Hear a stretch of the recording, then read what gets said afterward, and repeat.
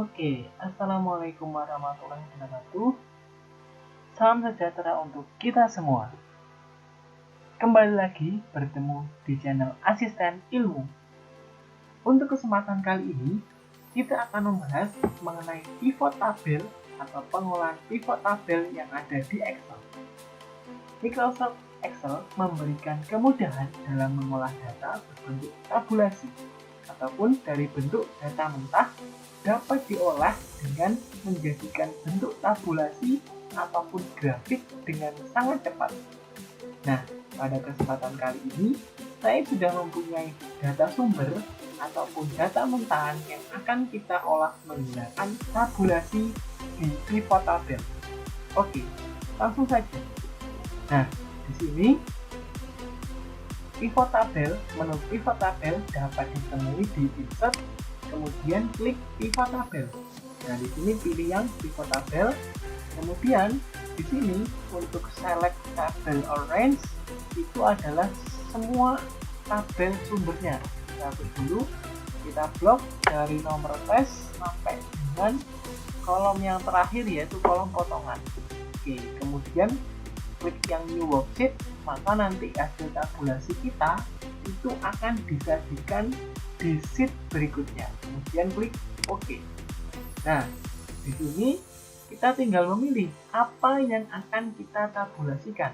Nah, untuk kesempatan kali ini, sesuai di modul, kita akan mentabulasikan dua buah data, yaitu untuk yang row ataupun baris itu adalah gelombang, kemudian kolomnya itu adalah prodi. Nah, untuk row itu adalah gelombang, kita lihat lagi. Untuk row itu adalah gelombang. Oke, jadi gelombang itu kita masukkan ke row, berarti kita pindah ke row. Nah, terus ini kemudian prodi itu kita masukkan ke kolom. Nah, jangan lupa nomor tes itu kita masukkan ke value.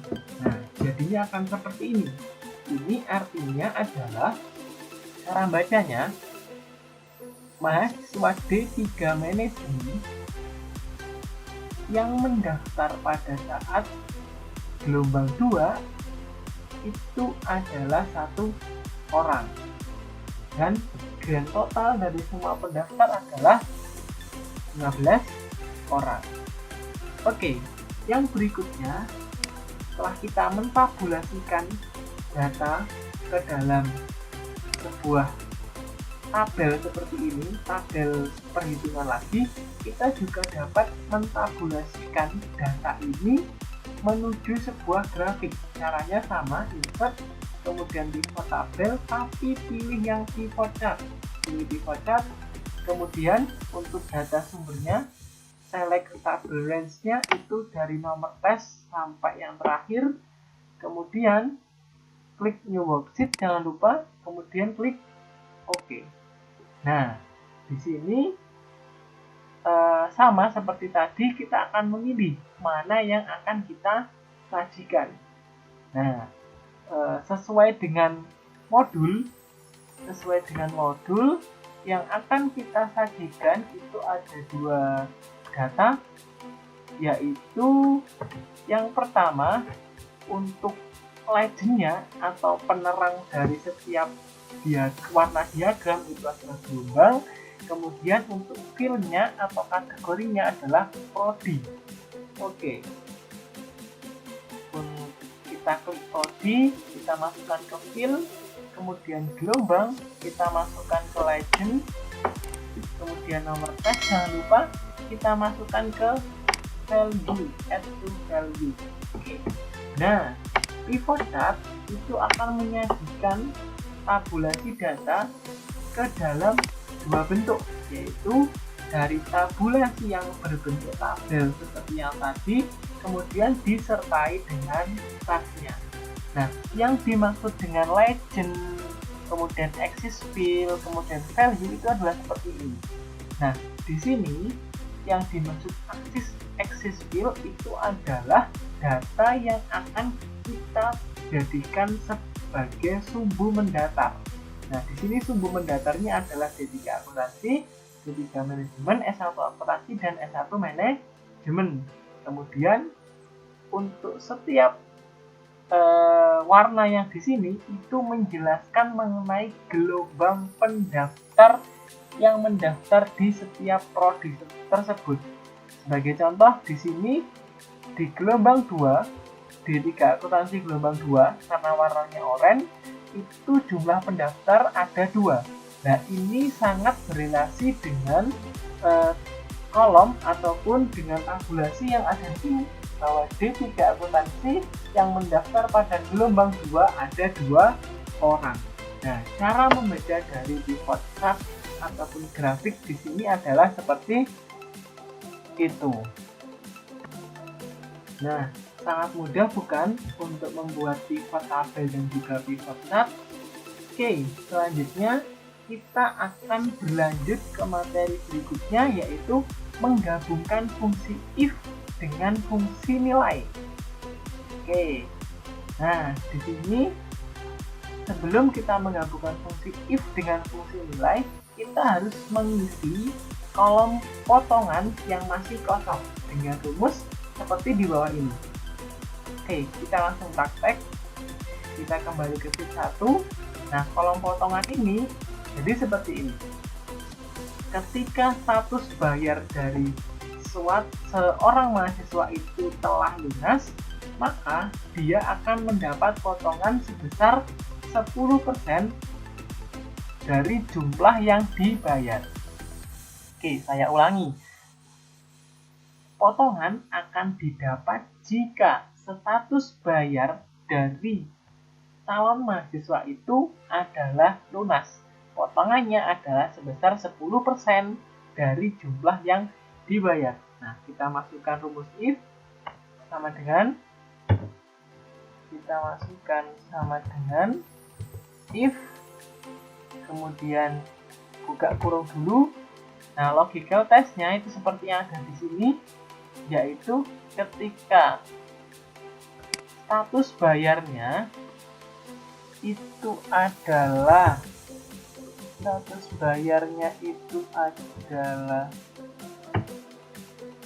ketika J2, ketika J2 itu sama dengan lunas. Berarti ketika J2 atau status bayar sama dengan lunas. Nah, di sini dilihat di setiap komputer itu punya pemisah. Kalau di tempat saya pemisahnya adalah tanda koma. Kalau di modul itu pemisahnya adalah tanda titik koma. Kemudian akan dapat potongan sebesar 10% dikalikan jumlah yang dibayar. Kemudian kalau sudah koma, kemudian 0. 0 itu berarti ketika dia di luar status bayar lunas, itu dia tidak akan mendapat potongan. Kemudian tutup kurung. Nah, kita coba apakah bisa kita enter. Oke. Nah, kemudian kita drag ke bawah. Nah, apakah benar? Ketika lunas, dia akan mendapat potongan sebesar 10% dari jumlah yang dibayar. Oke, ternyata rumus kita sudah benar. Nah, yang berikutnya itu adalah kita menggunakan sum if. Nah, sum if itu sendiri adalah penggabungan rumus if dengan rumus penjumlahan. Nah, di sini yang akan kita sum if itu adalah jumlah UKP jalur PMDK. Oke, baik. Untuk yang pertama, berarti kita buat dulu kata-kata ini, jumlah UKP jalur PMDK. Nah, kita di sini mau mengetahui yang pertama adalah jumlah UKP jalur PMDK. Oke, jumlah UKP jalur PMDK. Nah, kemudian rumusnya adalah kita lihat di modul. Seperti yang sudah tertulis di modul, rumusnya itu adalah sum if kemudian disertai dengan range-nya, kemudian PMDK, dan yang selanjutnya adalah sum rank-nya. Oke, kita coba. Yang pertama adalah kita masukkan sama dengan sum if, kemudian buka kurung. Nah, range-nya di modul range yang diinginkan adalah E1 sampai dengan E16, yaitu kolom jalur yang salah satunya berisi data PMDK. Oke, kita lihat E1 sampai dengan E16. Berarti sum if, kemudian ini E1 kita mulai dari sini. Berarti E1 sampai dengan E16. Oke, kita coba. Kemudian pemisahnya adalah koma. Berikutnya untuk kriterianya adalah PMDK. Karena PMDK adalah sebuah kata-kata, kita beri tanda petik PMDK. Tertutup. Nah, kemudian yang berikutnya setelah kita tuliskan PMDK itu adalah sum range. Nah, sum range-nya di sini adalah F1 sampai F16. F1 atau kolom UKP yang merupakan area yang akan kita jumlahkan. Oke. Berarti sum range-nya kita koma, kemudian sum range-nya adalah kolom UKP. Nah, kolom UKP ini kita blok. Nah, kemudian kita kurung tutup, terus kita enter. Oke, kita lihat hasilnya. Nah, berarti jumlah UKP jalur PMDK itu adalah sebesar 11 juta rupiah. Oke, jadi seperti itu cara menghitung sum if atau penggabungan rumus jumlah dengan rumus if. Oke, yang berikutnya itu adalah average if atau penggabungan rumus rata-rata dan rumus if atau rumus syarat. Oke, di sini yang akan kita hitung adalah rata-rata SPP Prodi S1 Akuntansi. Oke, berarti kita tulis rata-rata dari SPP Prodi S1 Akuntansi. SPP Prodi S1 Akuntansi. Oke, rumusnya adalah sama dengan average if. Ini kita bisa langsung pilih average if, kemudian buka kurung. Nah, sama seperti tadi, range yang pertama adalah range yang memuat daripada S1 akuntansi. Berarti yang kita pilih adalah range prodi.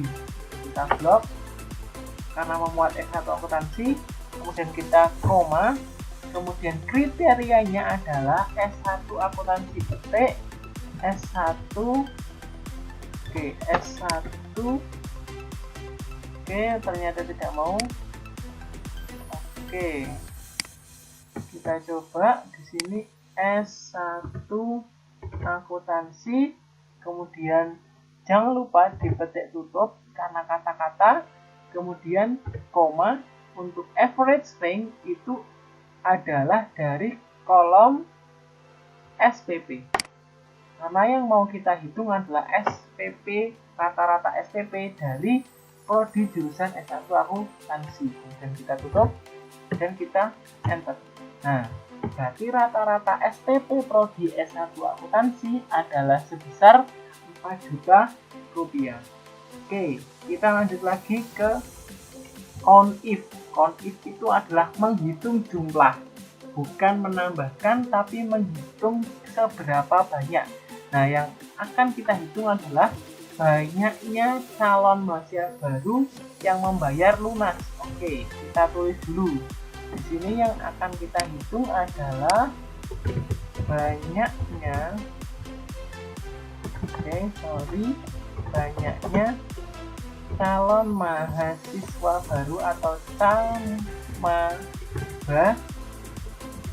membayar lunas.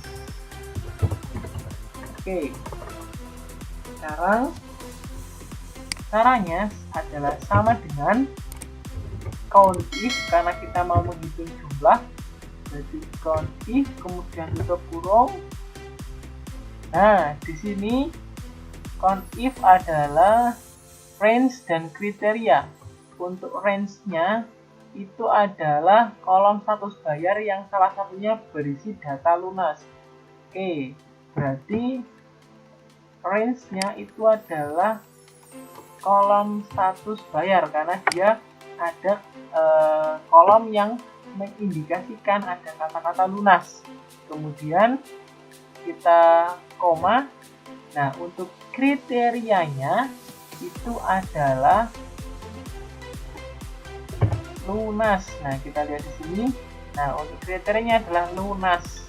Jadi nanti yang akan kita jumlah adalah jumlah yang lunas. Nah, kalau teman-teman menuliskan kriteria, usahakan sama dengan di sini, tidak boleh berbeda. Berarti kalau L-nya besar, harus L besar juga yang dipakai. Karena jika kriterianya beda, nanti akan tidak muncul. Kita tutup, kemudian kita enter. Nah, berarti jumlah calon mahasiswa baru yang membayar lunas adalah 7 orang. Nah, seperti itu adalah caranya untuk menggabungkan rumus if atau rumus bersyarat dengan rumus penjumlahan.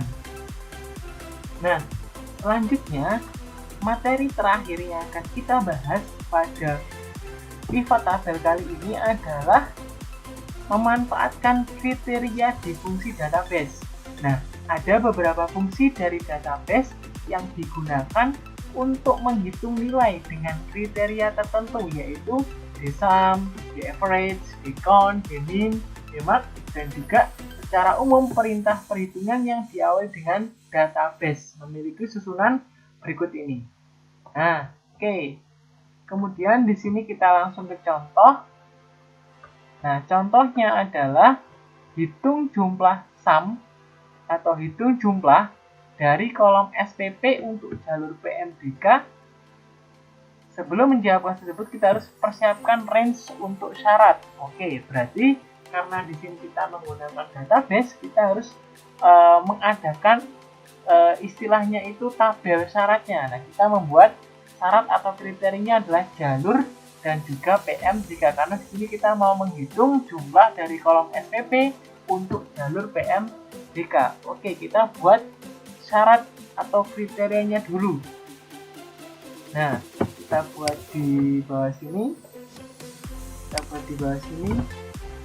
Syarat dan kriteria. Nah, ketika membuat kolom syarat dan kriteria itu kita harus, saran saya jangan mengetik sendiri tapi copy paste dari tabel intinya.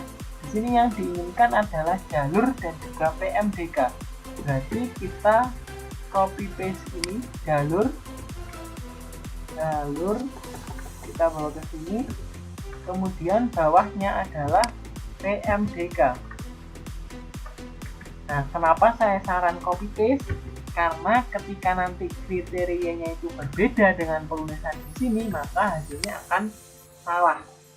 Nah, berikutnya adalah jumlah SPP untuk jalur PMDK. Kita tulis jumlah SPP jalur PMDK.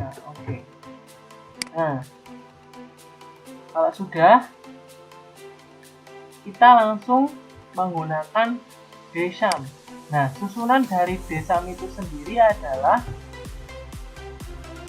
range-nya itu adalah merupakan area database-nya, kemudian field-nya itu adalah SPP atau yang dihitung jumlahnya. Oke, kita coba di sini sama dengan dsum dalam kurung database-nya. Nah, di sini kalau di modul database-nya adalah A1 sampai K16. berarti adalah tabel intinya yang harus diblok. Nah, berarti database-nya itu adalah tabel intinya. Jadi dari sini kita blok semuanya. Nah, kita coba. Nah, setelah itu kita beri pemisah tanda koma, kemudian fill. Nah, fill-nya kalau yang ada di modul itu adalah H1. H1 itu adalah kolom yang memuat SPP. Nah, berarti di sini kolom yang memuat SPP. Nah, sini kemudian koma, kemudian kriterianya. Nah, di modul itu kriterianya adalah yang kita buat tadi, yang kita buat barusan, yaitu kriteria yang ada di bawah sini. Nah, ini yang kita blok. Lalu dan juga PMDK itu adalah kriterianya. Dan kita coba, kita tutup kurung, dan kita enter. Nah, berarti jumlah SPP jalur PMDK itu sejumlah 21 juta rupiah. Nah, itu adalah penggunaan rumus D-SUM. Nah, untuk latihan bisa dicoba dengan menggunakan rumus database yang lainnya, yaitu ada D-average, D-count, D-min, dan juga D-max. Oke, nah sangat mudah bukan untuk menggunakan database dalam penjumlahan. Nah, karena dari penjelasan awal sudah selesai, dari mulai pivot tabel, kemudian pivot chart, kemudian yang terakhir adalah penggunaan rumus if dalam penjumlahan, kemudian penggunaan database dalam penjumlahan telah selesai. Maka sekian penjelasan di tutorial kali ini mengenai pivot tabel. Jangan lupa share, like, dan juga komen, dan juga jangan lupa share, karena informasi ini sangatlah penting untuk kemajuan dan juga peningkatan pengetahuan di era digital ini, serta juga sangat penting membantu pembelajaran rekan-rekan pada saat pembelajaran daring seperti situasi pandemi kali ini. Jaga kesehatan dan juga salam sukses untuk kita semua.